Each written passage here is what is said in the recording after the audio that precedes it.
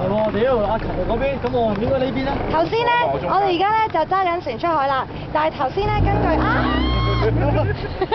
但係頭先咧 on the way 嘅時候咧就發現有咧呢個放屁事件發生嘅，咁我哋呢個 moment 咧就直擊一下我哋嘅當事人先，鏡頭一轉。我都冇諗過喺咁個露天嘅地方放屁都會有人知道。請問呢位係咪受害者咧？唉，唔好提啦，估唔到咁樣嘅，好聲聲喺度坐船，竟然有人放屁，放啲咁毒嘅屁出嚟喎！唉，該會真係。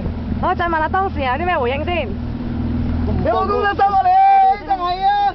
搞錯啊！唔放都放咗啦，大佬，偷渡都咁多嘢講，冇撚嘢啊！好，再問下船家，請問你點解會收啲咁嘅乘客㗎？大佬收咗錢先啦！好，船家俾個手指佢遮住隻眼先，係啦。大風聞唔到，睇唔到。船家你可以講嘢啦，遮住咗你個樣㗎啦。無可奉告，真任權萬歲。見唔見到我自己？係啦，我哋喺呢一度放屁。你影下喺嗰邊，我哋就係。放屁事件，開船放屁偷渡事件報導完畢，交翻俾電視台。